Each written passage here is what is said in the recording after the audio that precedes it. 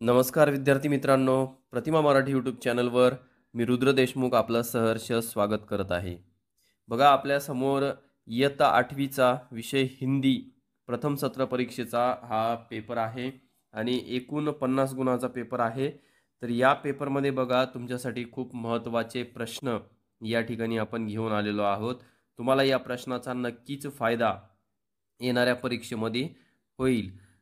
या अगोदरचा जो व्हिडिओ होता त्याला खूप चांगला प्रतिसाद दिलेला आहे आणि खरंच त्या व्हिडिओचा फायदा मुलांना नक्कीच झालेला आहे. आपण कमेंट पाहू शकता. कमेंटमध्ये मुलं काय म्हणत आहेत त्यांची ही प्रतिक्रिया म्हणजेच बघा हा सुद्धा पेपर या पेपरचा फायदा तुम्हा सर्वांना होणार आहे.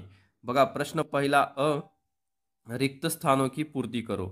याच्यातला पहला प्रश्न बघा राजकुमार वर्मा ने 1930 में डैश डैश का रहस्यवाद लिखा. तर त्याचं उत्तर आहे कबीर. पुढे पहा वाणी में डैश डैश घोलना सीख लीजिए. त्याचं उत्तर आहे शहद. वाणी में शहद घोलना सीख लीजिए. त्याच्यानंतर बघा मैं दिल्ली पहुंची थी अपनी डैश डैश प्रदर्शनी के लिए. याचं उत्तर मला तुम्ही कमेंट करून सांगा. प्रत्येकाने कमेंट करा याचं काय उत्तर असेल. मैं दिल्ली पहुंची थी अपनी डैश डैश प्रदर्शनी के लिए. त्याच्यानंतर पुढील प्रश्न पहा डैश डैश आपको पूर्ण निरोग कर देगा. तर याचं सुद्धा उत्तर आपण मला कमेंटमध्ये सांगायचं आहे. पुढील प्रश्न पहा तुम ही मेरे राज्य की सच्ची उत्तराधिकारी हो. उत्तर काय येईल उत्तराधिकारी. प्रश्न पहिला ब बघा प्रश्न के उत्तर लिखो. त्याच्यामध्ये दूसरी बहन ने दाने कहाँ रखे. याचं उत्तर आहे दूसरी बहन ने दाने संदूकची में रखे. त्याचं उत्तर आहे संदूकची. डॉक्टर साहब राजनीति से दूर क्यों रहे. त्याचं उत्तर आहे बघा आज की राजनीति में स्थिरता का अभाव है इसलिए डॉक्टर साहब राजनीति से दूर रहे. उनको राजनीति में रुचि नहीं थी. पुढील प्रश्न पहा रजा साहब के स्टुडियो में क्या क्या था.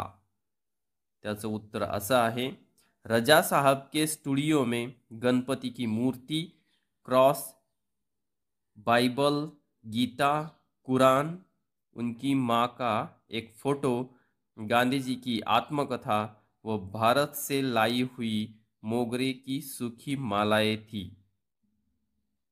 प्रश्न चौथा बघा लेखक ने श्रीमती जी को पुड़ियों के साथ क्या रखने को कहा.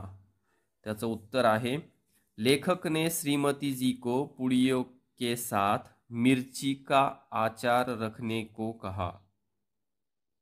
पांचवा प्रश्न बघा लेखक की लड़की ने लेखक से कौन सा प्रश्न पूछा.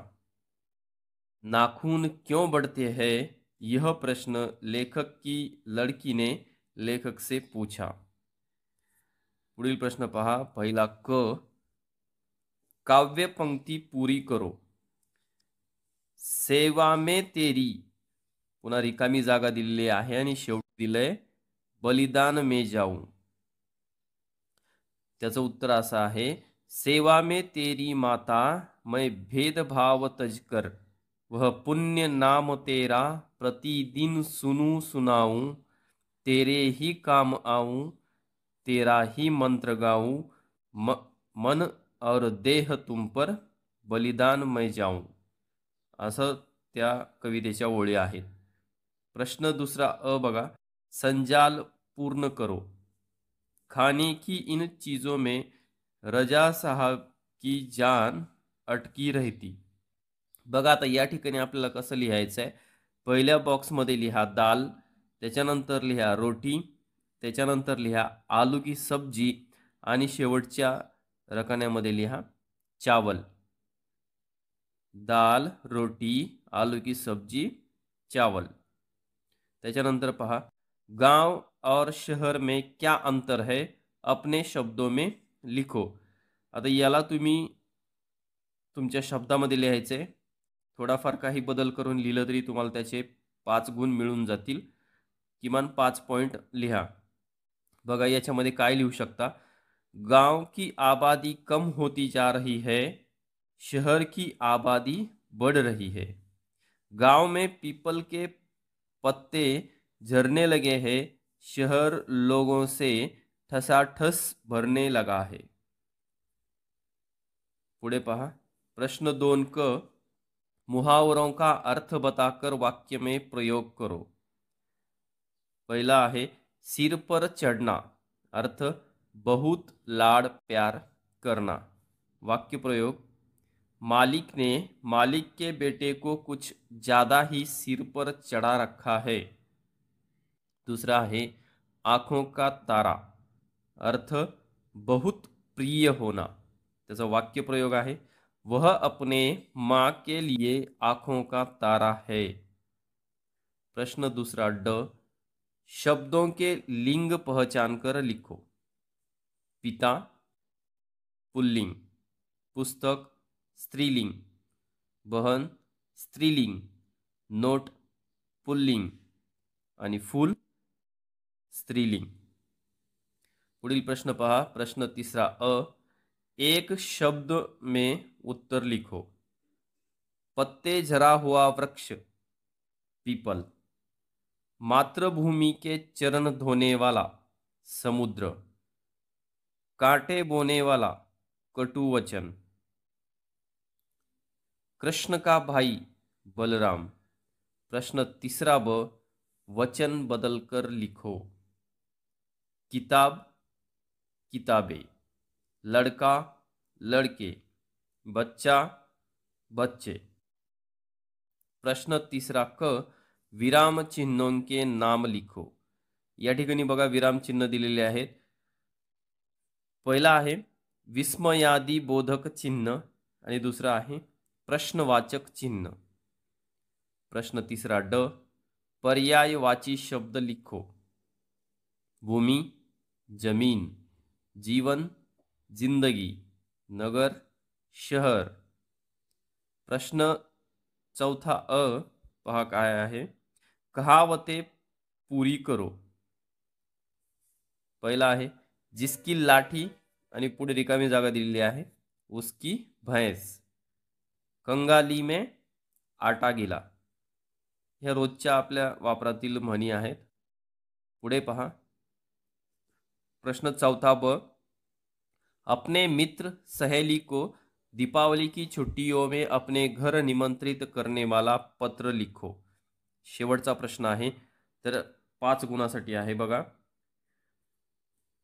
तुम्हाला काय करायचं आहे. अगोदर ज्याला पत्र लिहायचं आहे त्याचा ॲड्रेस त्याचा पत्ता वरती लिहायचा आहे.